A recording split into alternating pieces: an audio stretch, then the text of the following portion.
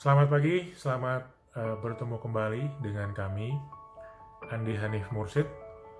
Dalam kesempatan yang berbahagia ini, kami ingin berbagi pemikiran terkait dengan 5 aspek ya yang terjadi di dalam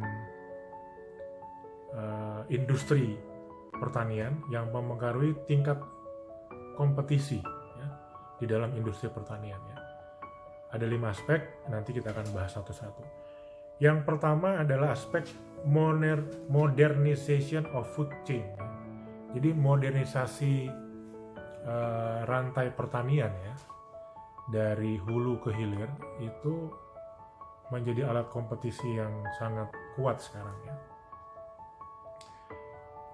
Pemain-pemain dalam industri pertanian yang berhasil modernisasi proses produksinya itu, proses bisnisnya itu, tidak hanya produksi ya, dari proses pembibitan, kemudian proses penanaman, perawatannya, proses panennya, proses pengemasannya, proses distribusinya, sampai proses pemasarannya ke konsumen ya, penjualannya ke konsumen.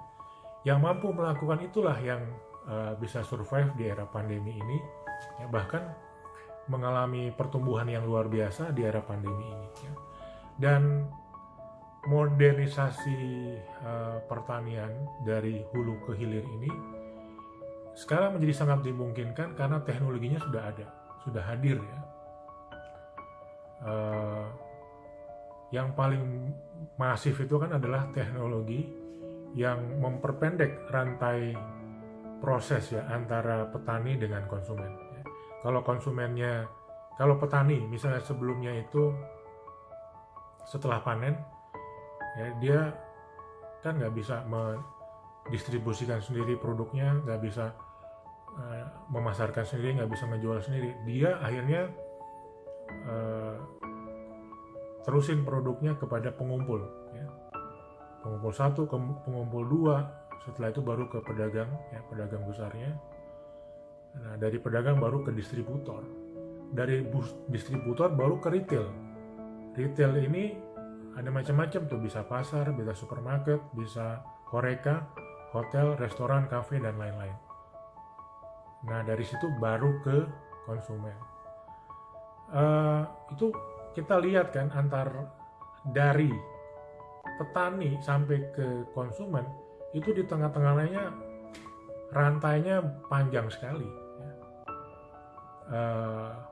Efek dari rantai yang panjang ini adalah waktu yang diperlukan untuk sampai ke customer, ke konsumen menjadi lama ya, nggak bisa cepat.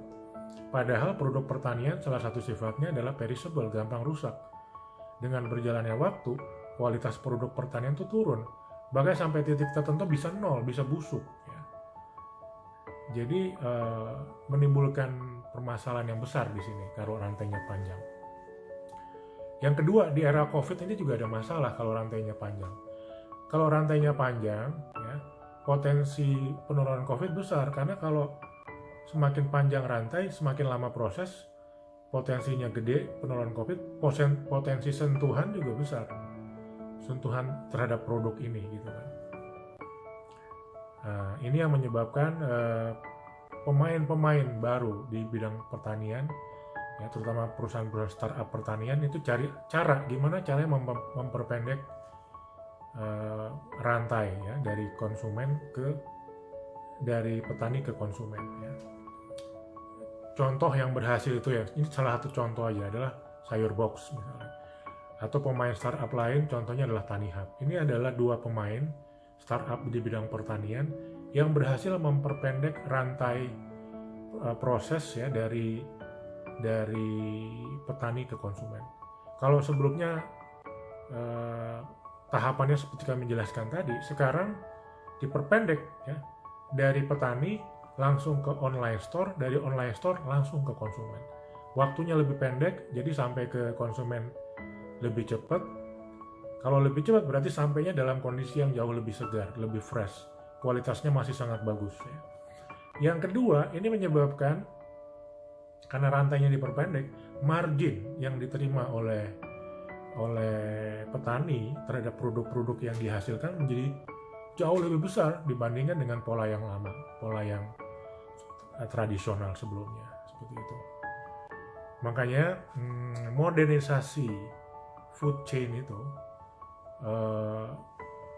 modernisasi semua proses pertanian itu menjadi hal yang tidak terelakkan. Kalau pemain di industri pertanian ini mau survive, mau grow, ya. Kemudian yang kedua adalah data reliant. Jadi dengan adanya teknologi, ya, sekarang ini semua proses yang ada di sub pertanian itu, dari pembibitan, penanaman, perawatan, panen, distribusi, pemasaran, ya, sampai ke konsumen, itu semuanya datanya bisa di-capture dengan teknologi, ya. Kita bisa tahu dengan detail di mana tahapan-tahapan yang masih punya kekurangan, yang bisa kita improve lagi, yang kita perkuat lagi, ya, mana yang udah bagus, ya. Ini sangat membantu industri pertanian itu bisa menghasilkan produk pertanian yang jauh lebih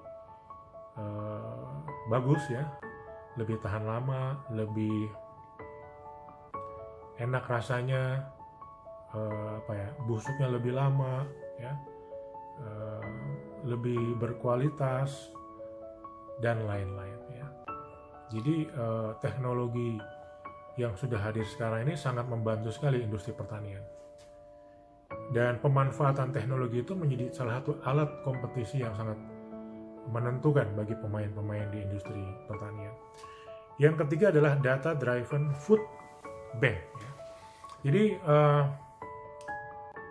dalam satu proses produksi produk pertanian, ya, dari dia ditanam sampai kemudian dia panen, itu semua tahapan-tahapannya itu semua datanya terekam dengan jelas, ya.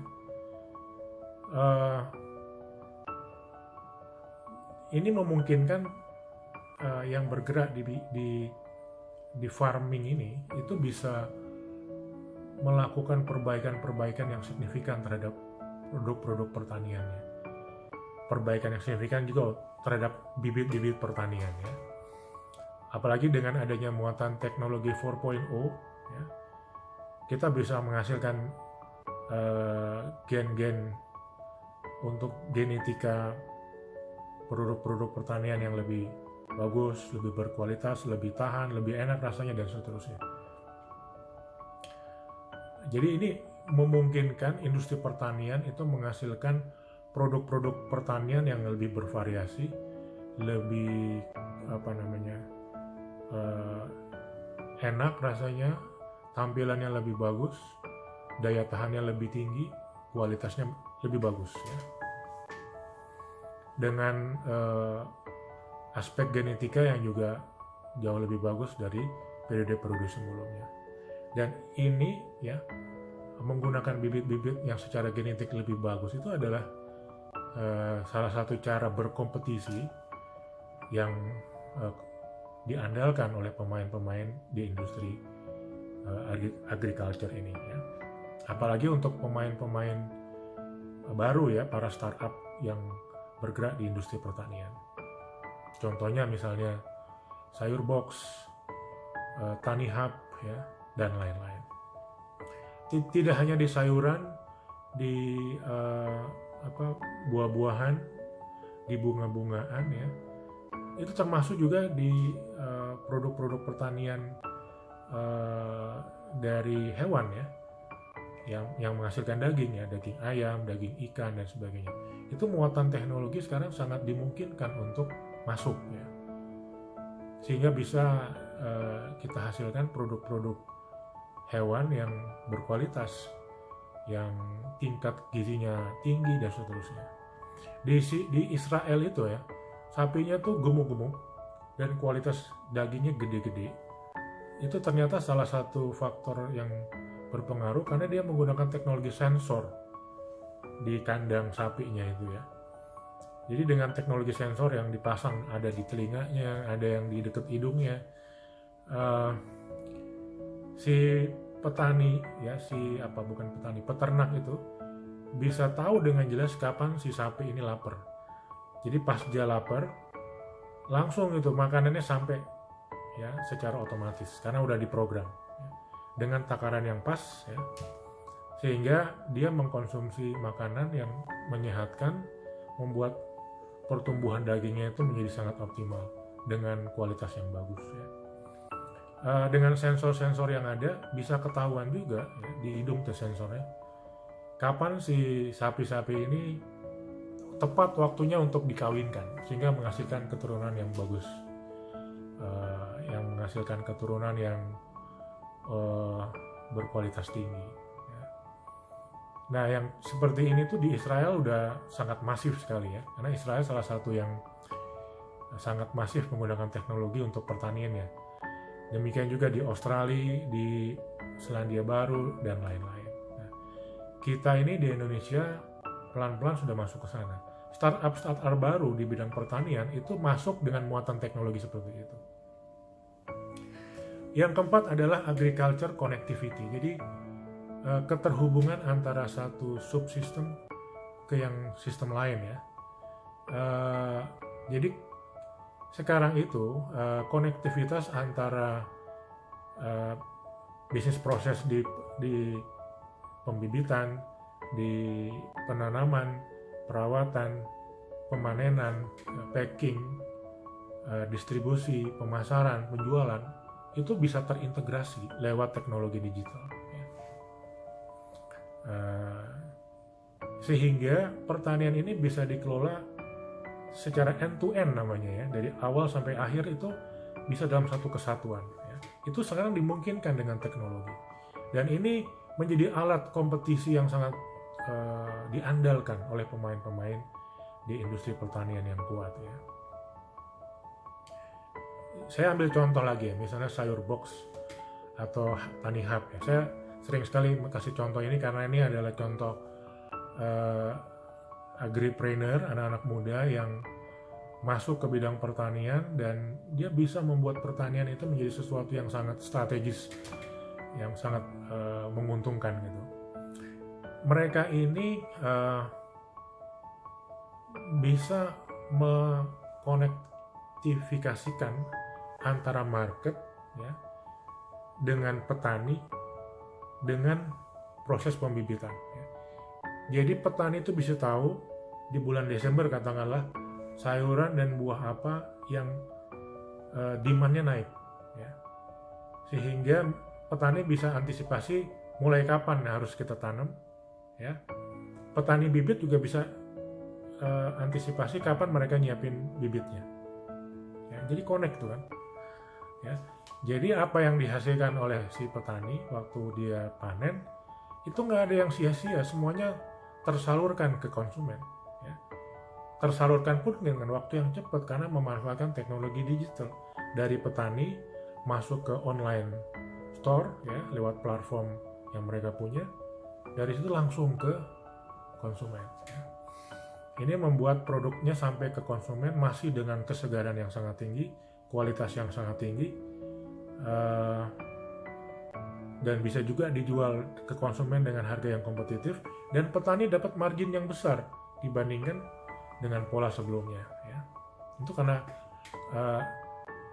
prosesnya itu terkonek ya, konektivitasnya kuat ya, dari semua tahapan yang ada di industri pertaniannya. Nah inilah yang akan menjadi alat bersaing yang sangat kuat bagi pemain-pemain pertanian di masa sekarang dan yang akan datang ya.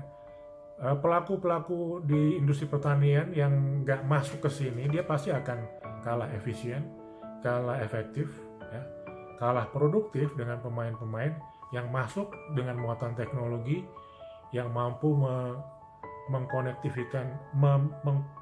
menghubungkan ya, mengkonektifikasikan semua tahapan itu ke dalam satu kaitan kolaborasi yang sangat kuat ya, itu yang akan bisa memenangkan di industri pertanian ya, memenangkan kompetensi di industri pertanian. Yang kelima, yang terakhir adalah digital farming ya. Sekarang ini teknologi di bidang pertanian maju luar biasa. Jadi farming ya, eh, apa namanya ya, farming itu nggak cukup dikelola dengan cara yang tradisional seperti sekarang. Dia harus kita dorong masuk ke pengelolaan yang disebut dengan smart farming. Pengelolaan farming dengan memanfaatkan teknologi pertanian yang modern, yang maju, yang sekarang sudah ada, ya. Dan itu juga diperkuat dengan munculnya industri 4.0, ya, teknologi-teknologi yang berbasis kepada smartphone, ya. Jadi smart farming itu bisa memanfaatkan teknologi HP, ya. HP itu bisa dipakai untuk memantau cuaca, memantau faktor kelembapan, ya, suhu, sinar matahari, ya, dengan menggunakan berbagai macam sensor, ya. Sensor itu juga bisa dipakai untuk mengefektifkan irigasi, ya, yang mengairi farming itu, ya. Bisa juga menggunakan teknologi berbasis drone, ya, untuk pemetaan wilayah sehingga ketahuan mana daerah-daerah yang kinerjanya bagus, mana yang enggak. Yang enggak kita harus improve dulu baru kita tanam. Yang bagus ya kita terusin, misalnya kita utilisasi. Drone juga bisa dipakai untuk pemupukan, ya, pemupukan supaya merata, ya. Kalau secara tradisional, kalau misalnya kita di pertanian, ya, atau di plantation gitu, kalau dilakukan pemupukan secara manual, itu biasanya yang paling optimal dapat pupuk tuh di pinggir-pinggir tuh, ya, di pinggir-pinggir petakannya itu, karena paling gampang dikasih pupuk.